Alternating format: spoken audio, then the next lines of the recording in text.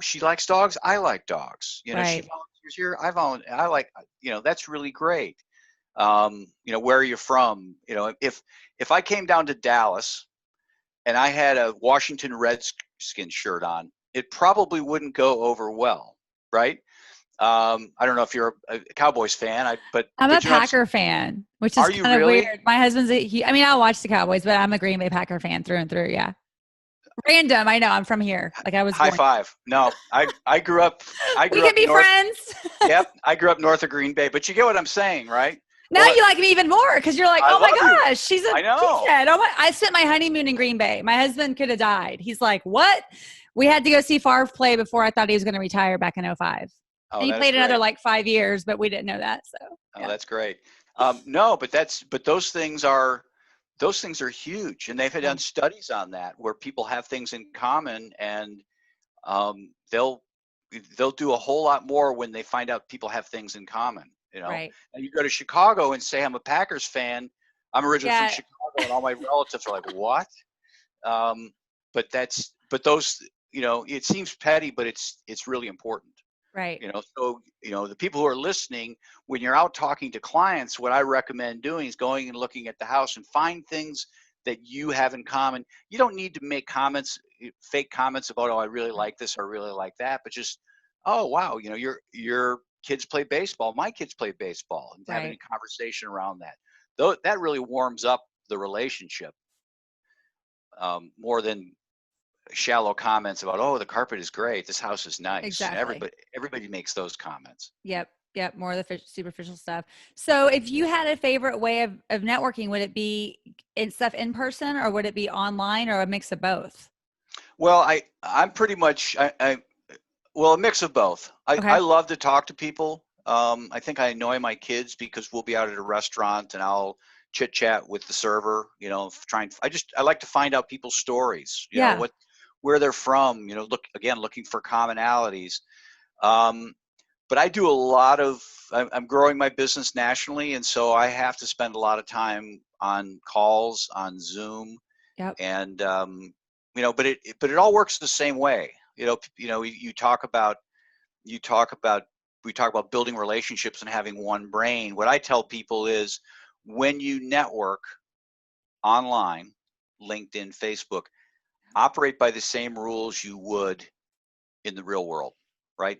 Okay. Now, if you're going to a tailgate party, you're not showing up saying, "Whoa, buy my stuff," right? You're coming in and you know, you're just being you. You're being friendly. You're talking to people. You're not yanking your cards out and throwing them at people. Well, Right. don't do that online either. It's off-putting. But people do, and they don't realize it. They think, well, this is my opportunity. Right. This is a sales venue. It, it might be, but it doesn't mean you need to be salesy. So do you Just recommend creating like a group or do you recommend just joining groups and being an active participant? How do you feel about that? um, yeah, I mean, you certainly can. I mean, if you're going to do it, certainly be active. Okay. I don't know that LinkedIn groups are as productive as they once were, Yeah. because it kind of brings in the riffraff. I had a group for a while; it was working well, and then you let the wrong people in, and it's 3 times a day they're posting stuff and they're not commenting on it. Everybody's just posting, nobody's commenting. I Right. haven't been back in 2 years. I mean, I don't know Okay. what's happening in the group. But I'm partial to I will connect with people on LinkedIn, Yeah. and a lot of times then I'll reach back out and say, would you be willing to have a 15-20 minute get acquainted call? Hmm. Usually do it over Zoom. Not everybody takes me up on it, but I'll have a call with them and I'll learn about them and Yeah. see how I can help them, who I can introduce them to, what they're trying to accomplish, and in return they'll listen to what I'm looking for and they'll try and help me. And not all those things work out, but enough of them do to make it worthwhile. I've got some Yeah. really great relationships, just one person at a time.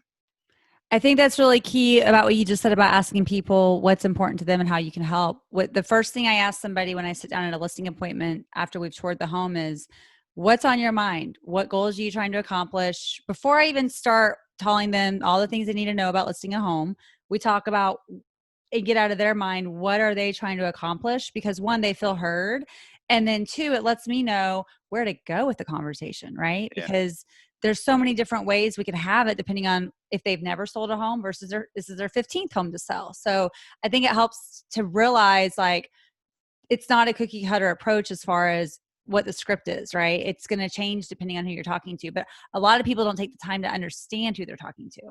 Yeah, I had a conversation last week with a financial advisor, a high-end financial advisor, and she was kind of talking about how she was navigating the whole COVID situation, and kind of afraid to call up clients.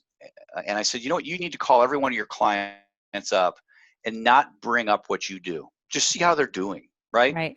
And And don't end the try and conversation with the whole, oh, by the way, right. because then they're going to realize that the whole last 30 minutes was for some Right. reason.